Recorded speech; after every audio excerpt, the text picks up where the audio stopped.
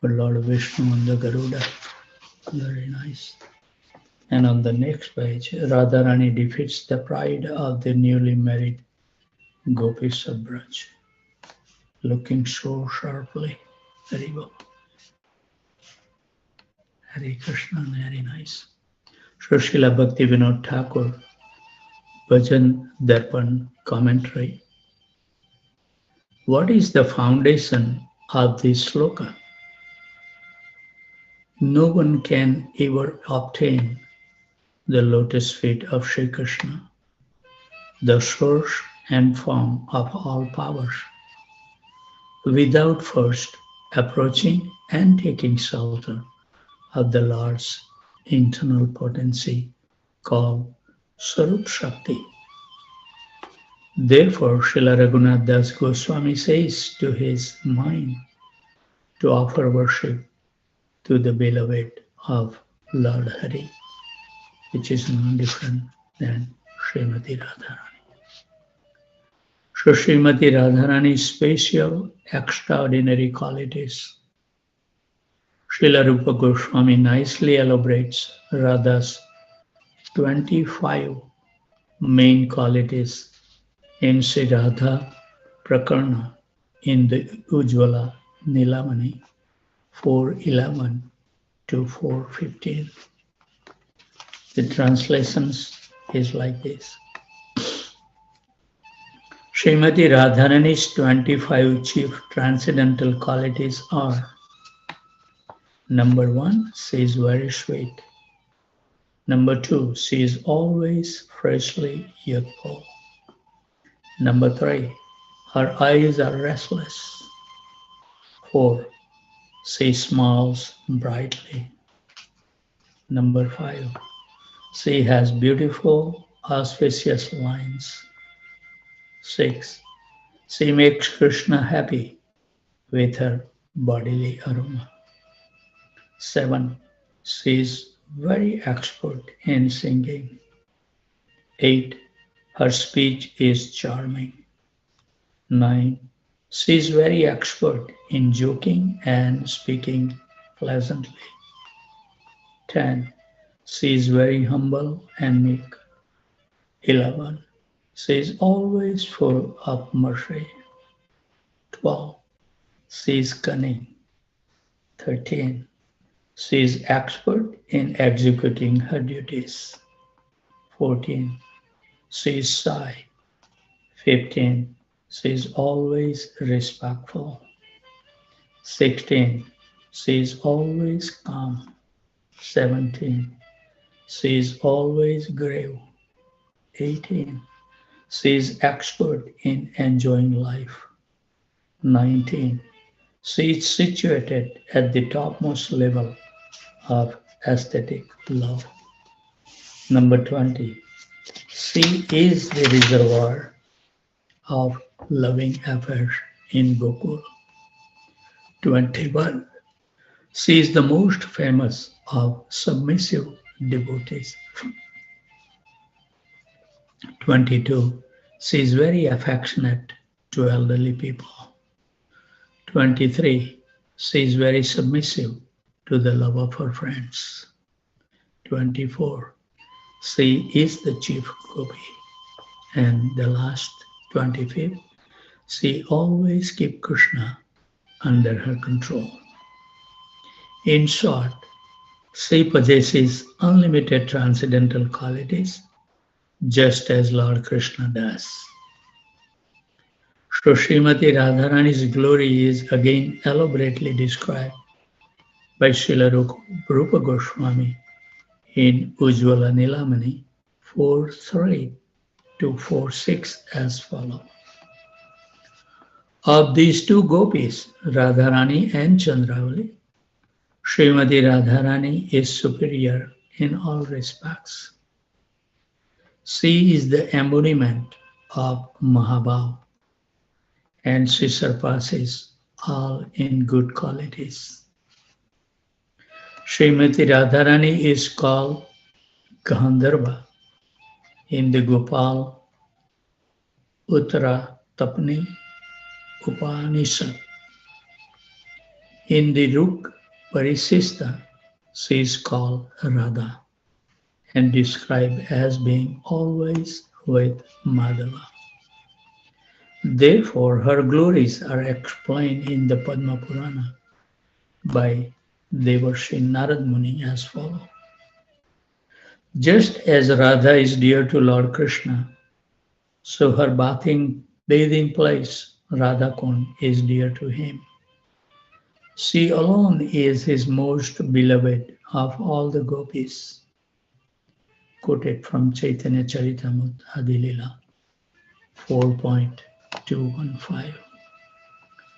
The great potency named Ladini is the topmost among all potencies of the Lord, and her essential personified form is renowned by the name Radhika. This is established very well in the Tantras. Sanat Kumar Samhita 298. Srila Rupa Goswami vividly glorifies Srimati Radharani in the Chatu Pushpanjali in the Stavmala as follows. O Radhika, you are fair as phrase Gurochan, a bright yellow color, and have garment as splendid as a blue lotus.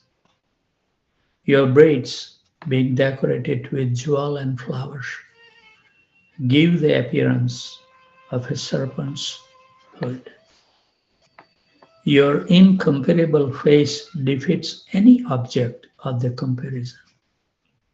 You have a beautiful forehead, decorated with an elegant musk tilak, which defies the beauty of the new moon.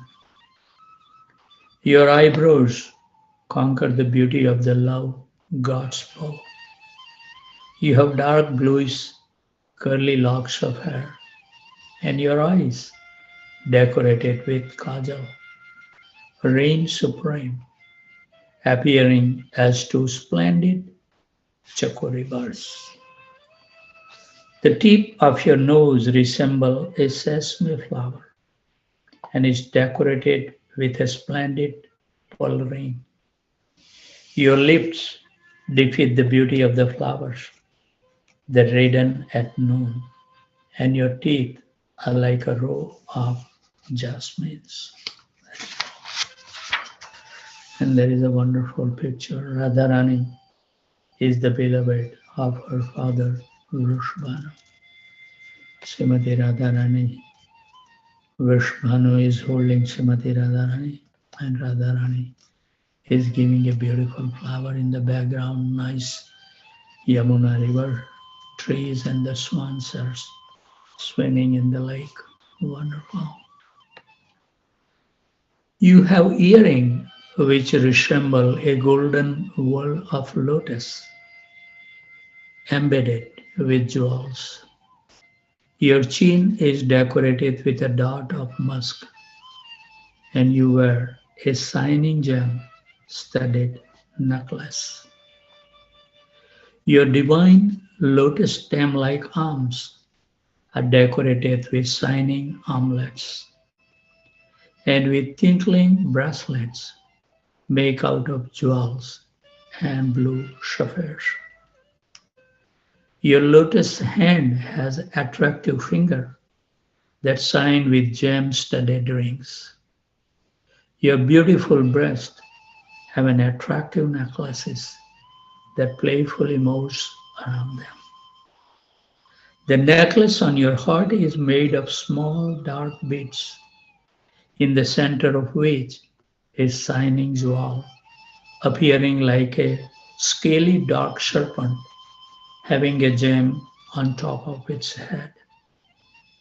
Your graceful stomach has threefold of skin, appearing as if they are three tender vines, like a belt around your slender waist. Your broad hips are decorated with a belt composed of a golden beads. Your two beautiful thighs defeat the pride of golden plantain trees. Your knees defeat the beauty of a topaz-studded chest of jewels. The autumn lotus flowers worship your feet, along with their tinkling anklets. The splendor of your toenails depicts the beauty of millions of full moons, and your body is always agitated by the 8 aesthetic symptoms. When you cast aside long glances at the transcendental body of Lord Mukunda, the waves of amorous desire toss you about. You then enjoy various pastimes with Krishna. O Queen of Vrindavan, I bow down and I offer my respectful obeisances to you. Your heart overflows with the sweetness of Mahabhav. Through your actions, you exhibit the characteristics of all kinds of heroines. Your lotus feet are equipped with all varieties of sweetness, and even the golden goddess of fortune, Lakshmi, seeks the beauty of your toenails. You are the flower one in the parted hair of the moon-faced girls of Gokul. Your budding smile is the life of Lalita and your other friends. A drop of sweetness of your restless sidelong glance maddens Lord Madhava. You are the moonlight of bliss for the white lotuses of your father Vrishvanu's fame. The lake of your heart is filled with limitless flood of mercy. O Devi, please be kind to this person who yearn to attain your service. That is a beautiful picture of Radharani. You are the moonlight of the bliss for the white lotuses. Very nice side on glances in the back, some temple, Yamuna river, some trees, and holding a beautiful lotus flower in her hand. I think we will continue the glorification of Srimati Radharani tomorrow. It is quite a bit, so we will continue tomorrow. And we will now dwell in the life of our dear Srila Prabhupada, who has given everything in his life.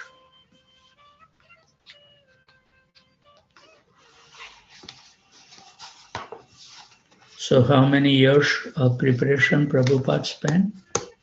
Anybody remember? How many years? He first met in 1922 and Prabhupada came in 1965, so preparation he took many years. Never deviated from the goal, but preparing himself first to become qualified to deliver the whole world. So we will continue. I will read one paragraph because we are so dull-minded that we don't remember anything. At least I can say that I have to read 30 times to get the point. So reporter, we realize that this is a national disaster. Prabhupada, there are symptoms. People are trying to give a patchwork cure for the disease.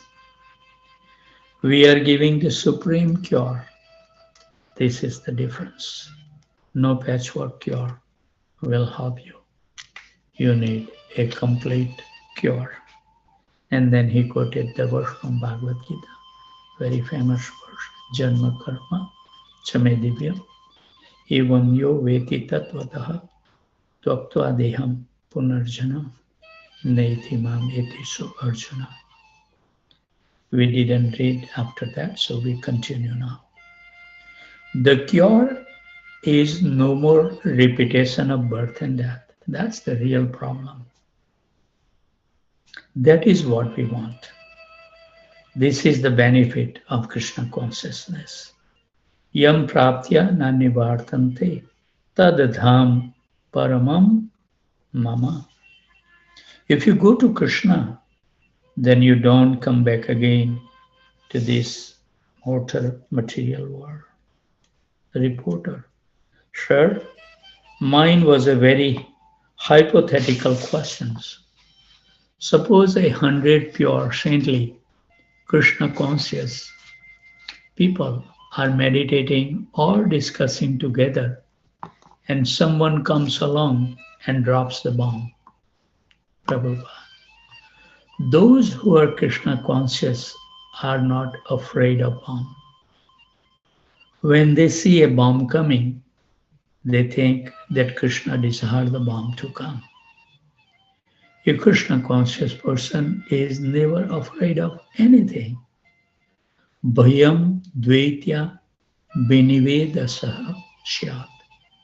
One who has the conception that something can exist outside of Krishna is afraid.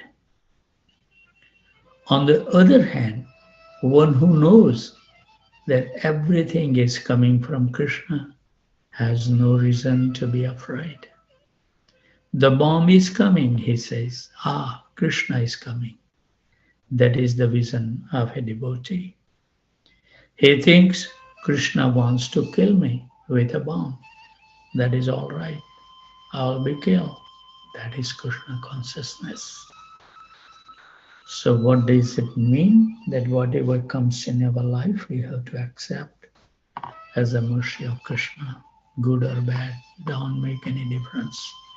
On the spiritual platform, everything is wonderful.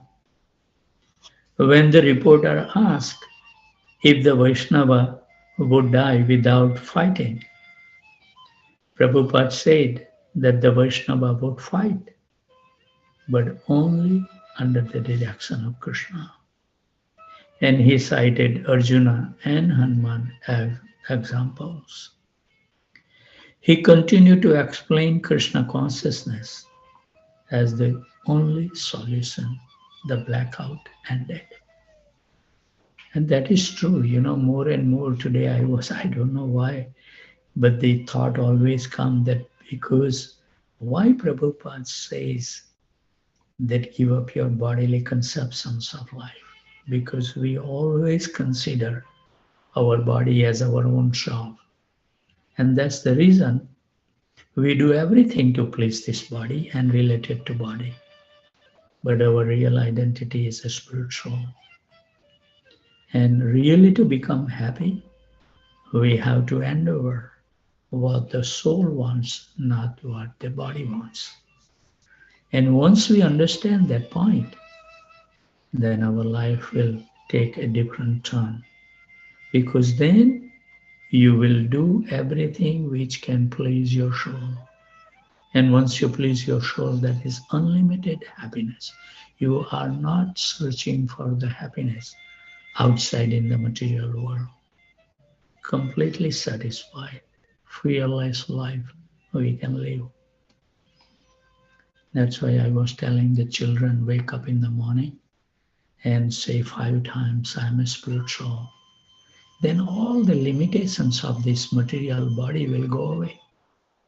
We will be able to wake up even with no sleep at all, because spirit soul doesn't need the sleep.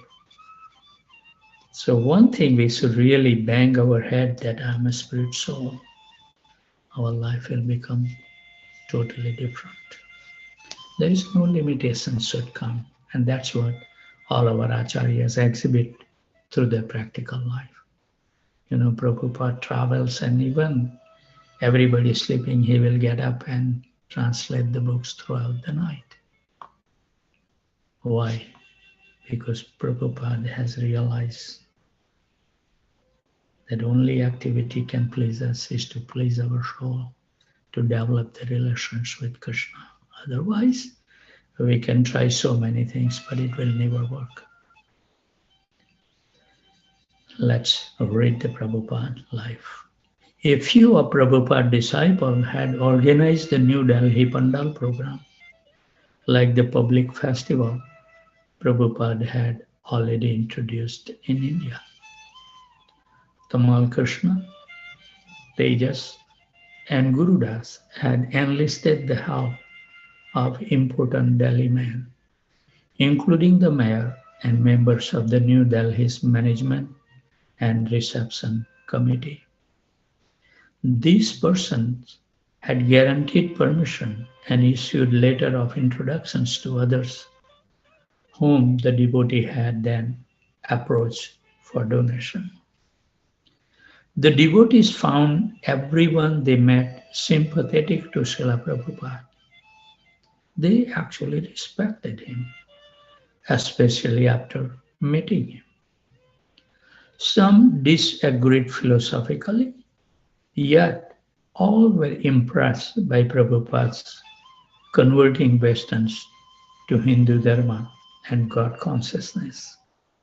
And they had genuine respect for Prabhupada's worldwide propagation of the teachings of Bhagavad Gita. Prabhupada had great stature among the Indians as a sadhu, speaking only on the basis of the scriptures. He exhibited full surrender to Lord Sri Krishna, and he was above politics and sectarianism. He was fully spiritual and commanded respect. Everyone, regardless of personal philosophies or practices, seems to accept him as a pure representative of Indian culture, a genuine sadhu and a guru. Among the distinguished persons who agreed to appear as guest speakers during the 10-day festival were Sri Hansraj Gupta, Mayor, Bachchan, a famous Hindi poet, Sri Shyam Charan Gupta, Chairman of the Delhi Metropolitan Council, Sri Sri B. Agarwal, a famous orator, Sri Vipin Chandra Mishra, Magistrate of the Delhi High Court, Dr. Atmaram, a renowned scientist, Colonel B.R. Mohan, ex-mayor and industrialist of Lucknow, Sri L.N. Shaklani, a prominent industrialist, Sri Adityanath Jha, the Lieutenant Governor of Delhi, Sri Jagjivan Ram, Indian Defense Minister, and His Excellency James George, the Canadian High Commissioner. Gurudas had also had friendly conversation with the US Ambassador to India, Kenneth Keating, who had repeatedly expressed his respect for the Krishna consciousness movement. Ambassador Keating regretted that he would be out of town during the function. The devotees had secured an excellent location at the LLC grounds in Connaught Place, the heart of New Delhi's commercial district. There they had arranged for a large tent and outdoor lighting for the 10-day festival. On opening day, the program started at 6 a.m. with kirtan and arti before the newly arrived deities of Radha and Krishna, white marble deities from Jaipur, enthroned upon a flower-bedecked altar on the large stage. Attendance was sparse at first, but picked up when, after a noon kirtan and arti, devotees began distributing Krishna Prasada. The evening program started with a kirtan, which continued enthusiastically, building to an aesthetic climax as Srila Prabhupada entered. For the pious people of Delhi, the evening Hare Krishna festival was a momentous occasion. Since the location and the hour were ideal and admission was free. The crowd had grown to tens of thousands, many having come specifically to see the young American Vaishnavas. At Prabhupada's arrival, hundreds of people surged forward to touch his feet and received his blessings. As a ring of disciples escorted him through the crowd, Prabhupada, wearing a grave wool chadar, his Swami hat pushed back casually on his head, moved calmly forward toward the stage with natural aristocratic voice. He sat on the Vyasasana and the audience quieted. New Delhi Mayor Sri Hansraj Gupta spoke first. He had met Srila Prabhupada in the early 1960s when Prabhupada had approached him for a donation to publish the first volume of Srimad Bhagavatam. Mayor Gupta, recognizing Prabhupada as, quote, someone sincere and near to God, unquote, had helped. And Prabhupada had later presented him with complimentary copies of the first two volumes of his Srimad Bhagavatam. Mr. Gupta was impressed by Prabhupada's success in spreading Vaishnavism in the West. And as he introduced Srila Prabhupada, he expounded on the Krishna consciousness philosophy he had read in Prabhupada's Bhagavatam. He said, speaking in Hindi, that as a mayor of Delhi for 5 years, he had many times welcomed important visitors and delivered addresses. But such functions were usually only formalities. He said, since no one he had ever known could compare with him, he praised Prabhupada for doing, quote, an immense amount of good work in India and the whole world, unquote.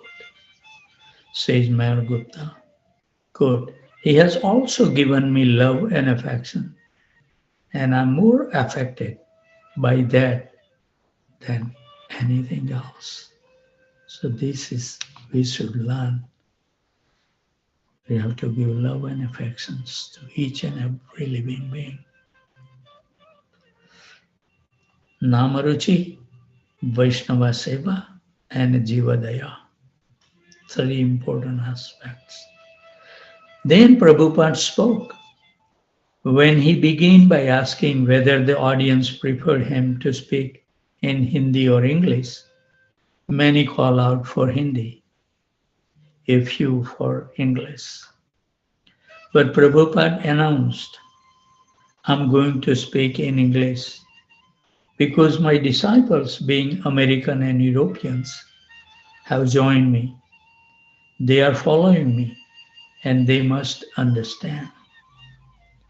If I speak in Hindi, and a beautiful picture of Srila Prabhupada in Delhi in November 1971, and a wonderful picture where Srila Prabhupada is entering into the crowd in Delhi Pandal in November of 1971.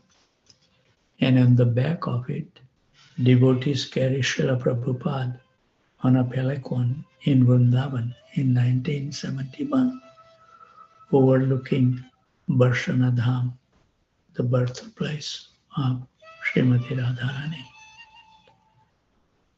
There are only 2 devotees are carrying that palanquin, one in the front, one in the back. And they have also very nice canopy on the top to have some shadow on Srila Prabhupada. And the next picture is also on Parikrama, holy procession through the street of Vrindavan, November of 1971. Srila Prabhupada is leading the kirtan. And there is also another picture. It says Srila Prabhupada takes the devotees on a tour of Vrindavan. And on the next page, Srila Prabhupada in Visakhapatnam, February 1972. Very grave pose. And there are two more pictures at the bottom. One, the groundbreaking and cornerstone laying ceremony at Juhu, Bombay in March of 1972. Oh, so many pictures. The next picture is Srila Prabhupada and Karunadar Das met with Dai Nippon executive to discuss printing of Srila Prabhupada books. Tokyo, April 1972. Next picture is Srila Prabhupada awards sannyas to Hridayanand Maharaj, Satswarup Maharaj, Rupanuga, and Bali Mardana, May of 1972. The next picture is devotee glorifies Srila Prabhupada with homage and kirtan at his Vyas Puja birthday ceremony in New Vrindavan, September of 1972. And on the next page, the pictures continue.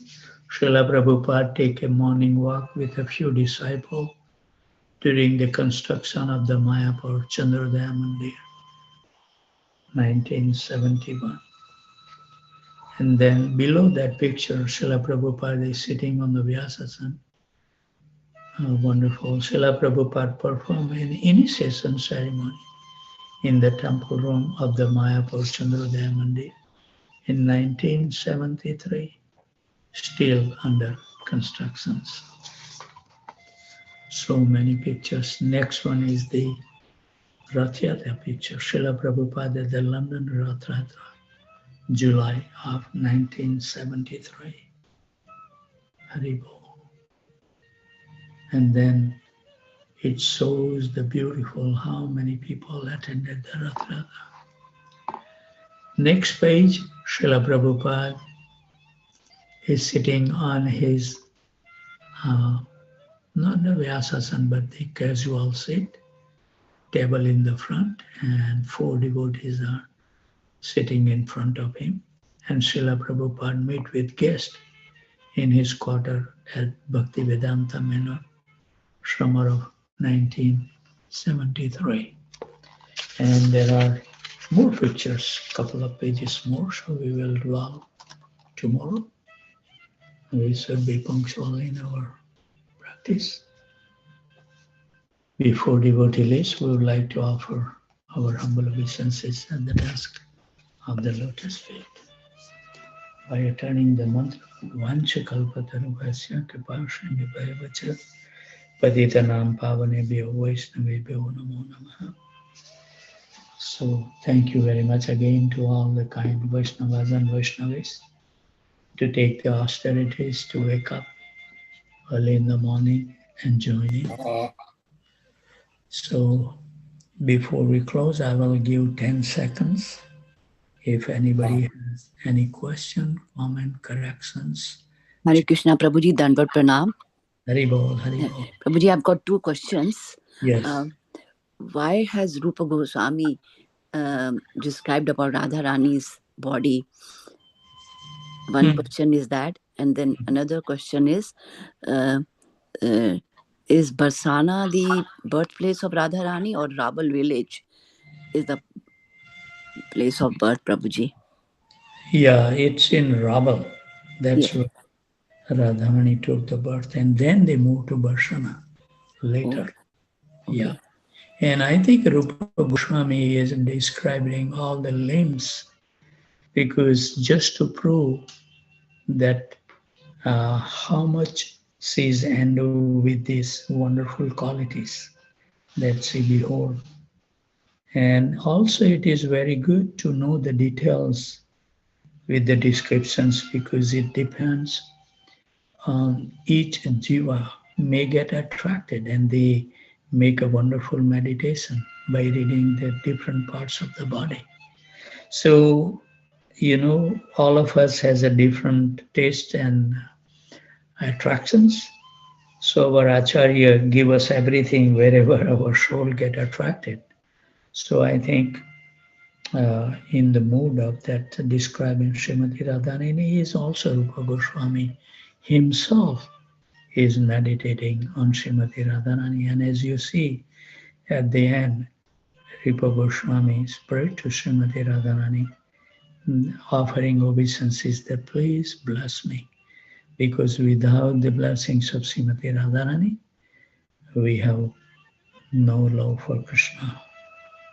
So she is the internal potencies of Krishna, which is Aladini Sakti, which give the pleasure to Krishna. So if he wants to become a servant, give pleasure to Krishna, we should follow in the footsteps of Srimati Radharani. And unless we become attracted to that personality, it's very difficult to follow. So our Acharya is helping us by describing their wonderful qualities that maybe one day we may become attracted to those personalities and show them with sincerity. Okay. And they are present, it's not that these personalities are not present. You can meditate and you can still have their kind association. All these spiritual personalities always available to associate. But the qualification we have to become qualified. Okay. That's the process. Okay. Chanting Hare Krishna Mahamantra is the dominant process to cleanse our heart. And as we cleanse our heart more and more, you will see that you will become attracted